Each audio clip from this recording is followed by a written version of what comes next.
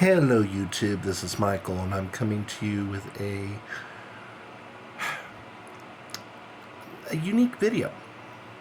And it's unique because this is the first time I'm really answering a viewer's question directly. I recently got a question from a viewer on, believe it or not, it was if I remember correctly, it was a video showcasing one of my bonus rounds on Quick Hit Riches. But the question had nothing to do with that. But it was a very interesting question. It is something that I have covered in another video. So, a viewer by the name of David writes, "Hi, wondering what your thoughts are on Mega Millions now that the dust has settled." And what he means by that is the new changes that took place back in April, where the price point went up to $5 per ticket, and it gained an automatic multiplier, and a couple other changes, all in the name of growing bigger and bigger jackpots. As I make this video on October 19th, 2025, the Mega Millions jackpot currently sits at $650 million. Okay? Just throwing that out there. Getting back to his comment, he goes, "Seems that meaning the jackpot, grows slower than before and slower than Powerball, even at 600 million, despite promises from the Multi-State Lottery Association. Also, how is lowering jackpot odds by 10 million conducive to higher average jackpots?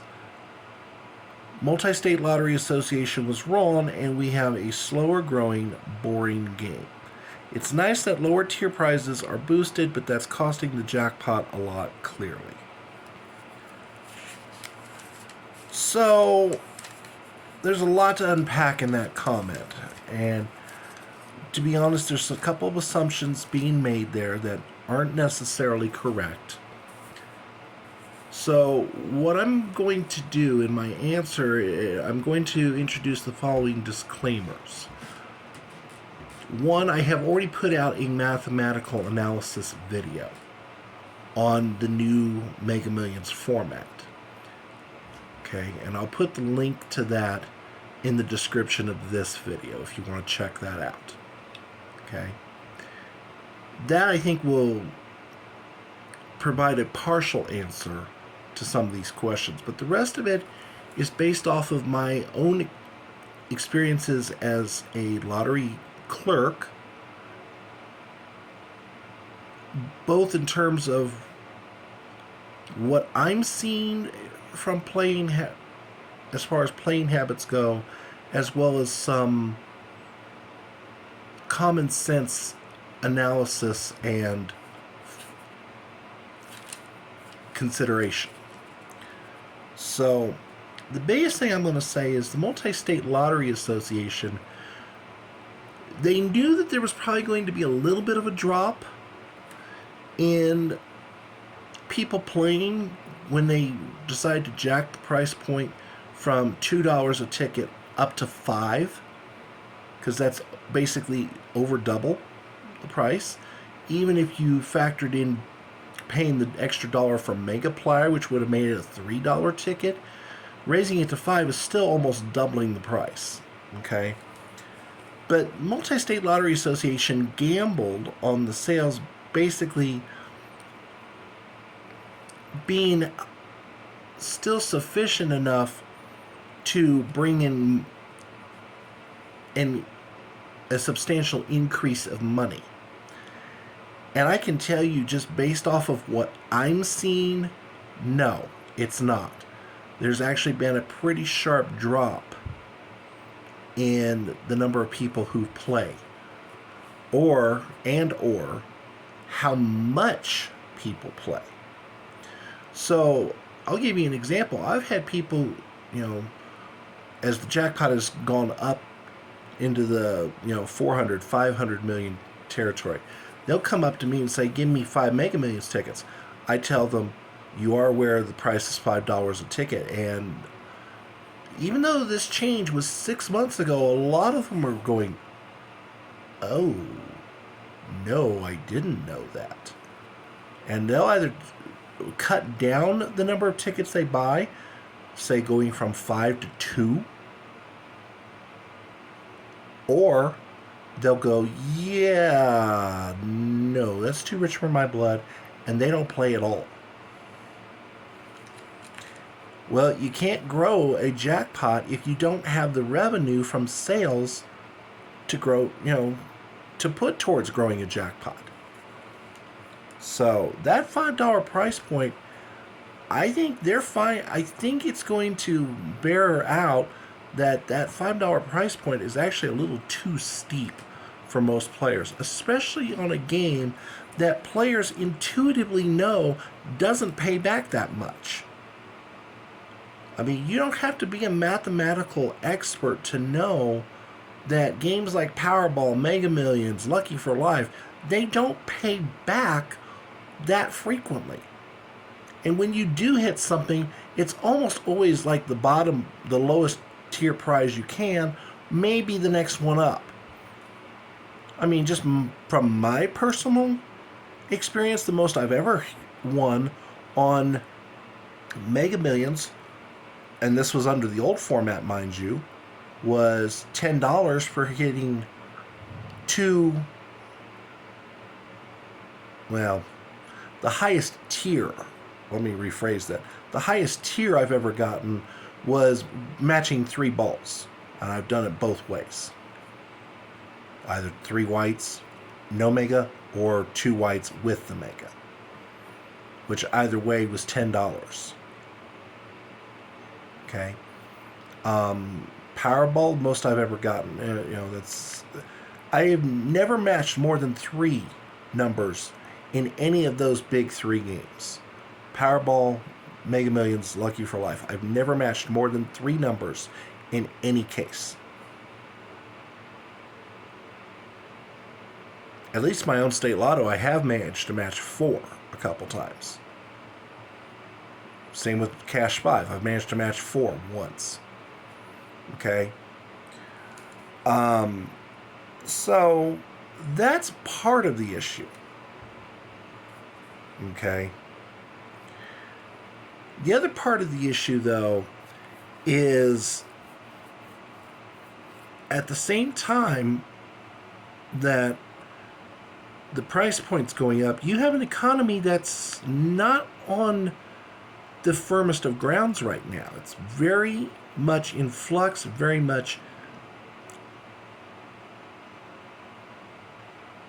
an unknown, a big question mark. And I know there's some of you that's going to say, well, yeah, the economy's always a big question mark. No. There are times when the economy you can tell is really good. There's times that you can tell the economy's crap. And then there's times where you can't really tell which way the economy is going to go. And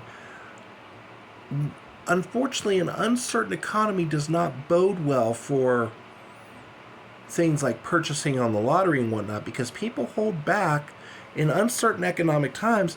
People hold back on their discretionary purchases. So they rather put that money towards essentials, stocking up, like, for example, stocking up on groceries, maybe getting necessary car repairs or getting necessary clothes or other durable good materials, so on and so forth. Stick money in the bank for savings, maybe pay down credit card bills. The point is they're not spending as much on discretionary stuff like going out to dinner or going to a concert or a show, buying lottery tickets. You get the gist. So that's further depressing Mega Millions sales. And I think it's that 1-2 punch that's making the jackpot not grow at massive leaps and bounds. I will say, though, that part of it's also a matter of perception. Generally speaking, the jackpot doesn't start growing by like hundreds of millions of dollars until it's already getting close to that 1 billion mark anyway. And right now we're only at 650.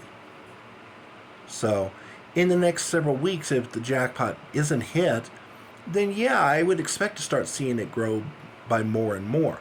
And that's also kind of a self-feeding cycle, because the larger the jackpot gets, the more players that will be enticed into play. You know, to take that shot that maybe they don't ordinarily otherwise. Okay. The last point about the lower tier prizes eating away at the jackpot, no. That is, believe it or not, they build in for that. Okay, they build in for that.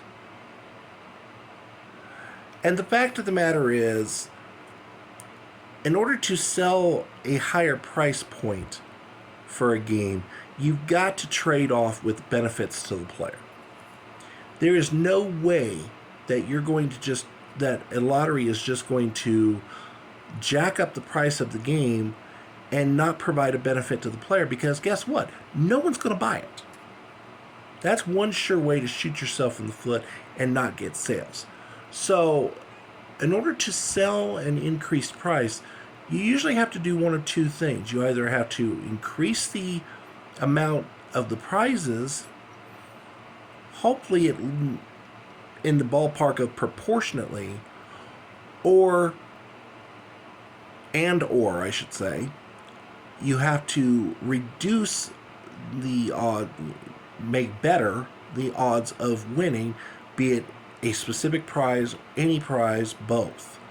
And in this case, by removing one of the by removing one of the mega balls, they made it easier to win both any prize as well as hitting the jackpot, because there are fewer possible number combinations in play. So yes, it will make the jackpot hit quicker,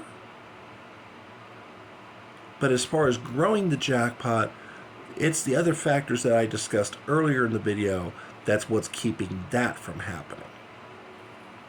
Okay? So David, I hope I've answered your questions accurately and fully. If you have any further questions, please don't hesitate to reach out. That's true for anybody who's watching this video. If you have a question, please don't hesitate to reach out. I am more than willing to give you my...